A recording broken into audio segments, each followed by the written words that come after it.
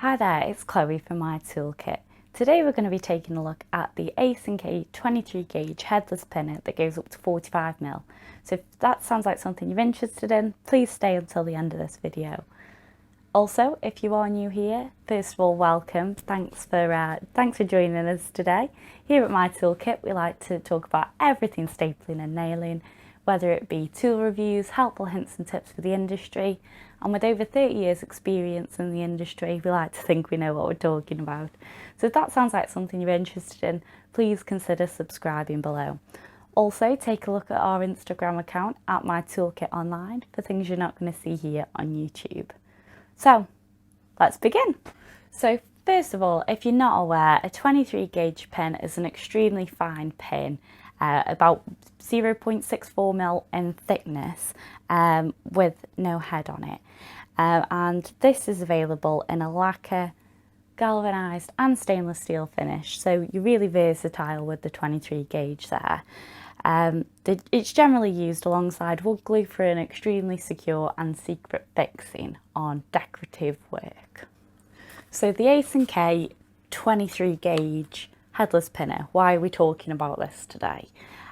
So it takes a 23 gauge headless pin. It doesn't take the headed tool like the other ace&k tool, but it does go all the way up to 45mm, from 15 up to 45mm, and it has a couple of really interesting features that I just want to share with you today, because you might not be aware. So the first feature I want to talk about is the depth adjuster on the tool. So you can see the depth adjuster there, and all that does is bring that nose in or out, so you can choose how far the pin is firing into the wood. Now this is really interesting on this tool because generally 23 gauge tools don't have this. In fact, I've never seen a 23 gauge tool with a depth adjuster on it, so that is a really good feature to have there. So if you want the pin flush on the surface, if you want it buried below, you can choose that on this tool. Another feature that's really interesting on this tool is the safety on it. I sound like a bit of an anorak there, don't I? The safety is very interesting. But genuinely, it is an interesting safety feature on this tool, because generally on tools you have two types of safety. You have a secondary safety trigger that has to be pulled back and then you fire the tool, or there will be a nose guard on there that has to be depressed and then you fire the tool into the wood there. But this tool actually has a nose safety that's built into the nose, so you don't have that safety guard that's inhibiting your view of your work. You just have the nose of the tool that has to be depressed before you fire. I also think it is a better safety feature than a secondary trigger, because if you have a secondary trigger you can just open fire that into the air, which I don't recommend. Yeah, so I do think that's a little bit of a better feature on there as well.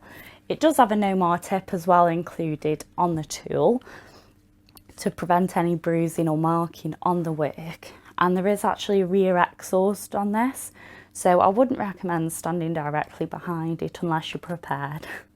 Okay, so make sure you bob your safety specs on before you fire this tool, or any tool for that matter, meant to protect your eyes.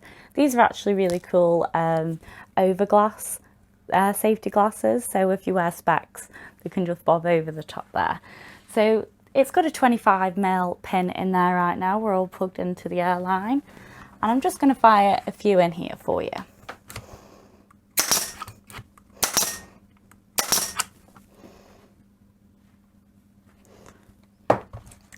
So as you can see there, the pins are flat into the surface. So I believe that's everything I wanted to talk about today. So thanks for watching. Make sure to subscribe down below if you enjoyed this video, and see you again soon.